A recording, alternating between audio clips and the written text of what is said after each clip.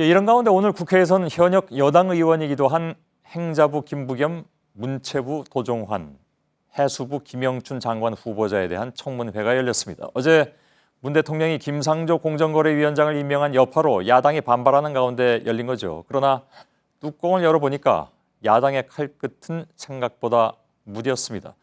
앞선 정부에서 현역 의원으로서 청문회에서 섰던 공직 후보자 25명이 모두 국회 청문회를 통과한 바가 있죠. 이 불패 기록이 이번에도 이어질 가능성이 커 보입니다. 자, 청문회가 진행 중인 국회 상황을 좀 알아보도록 하죠. 이희정 기자, 일단 후보자 3명에 대한 청문회가 아직 진행 중인 겁니까? 네, 오늘 오후 2시부터 시작된 청문회 3곳 가운데 농해수위와 교문위원회는 지금 진행이 되고 있고요. 이 안행위원회는 잠시 후인 8시 반부터 속개될 예정입니다. 이 후보자들의 자료 제출 문제를 놓고 여야 간에 약간의 이견이 있긴 했지만 전반적으로 차분한 분위기 속에서 정책 질의가 이어지고 있는 상황입니다. 예. 특히 세 후보자 모두 현역 의원인데다가 특히 도종환, 김영춘 의원의 경우에는 해당 상임위원회에서 직전까지 의정 활동을 함께 했었기 때문에 이 부분 역시도 조금 분위기에 영향을 미친 것으로 보입니다. 예, 당초에 이제 청와대 인사 전략에 바로 이런 부분이 포함됐다 하는 분석이 나왔었는데 거의 분석대로 가고 있는 그런 것 같습니다. 당초 오전에 10시에 열릴 예정이었던 청문회는 2시에 시작이 됐습니다. 이걸 파행이라고 봐야 될지 모르겠는데 자유한국당이 의총위원으로 불참했다면서요?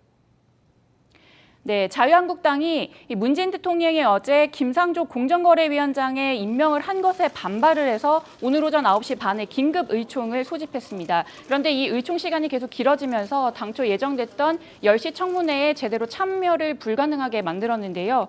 이런 가운데 자유한국당 의총에서는 이 청문회는 물론 국회의 앞으로의 일정까지도 모두 보이콧하는 방안, 그리고 대학가 장애투쟁에 나서야 한다라는 의견까지 나왔었는데 결국에는 오후에 청문회에 복귀를 해서 참여하는 쪽으로 결론을 냈습니다. 예, 그러면 참여하는 쪽으로 결론 내린 배경은 뭐라고 봐야 될까요? 간단히 보자면.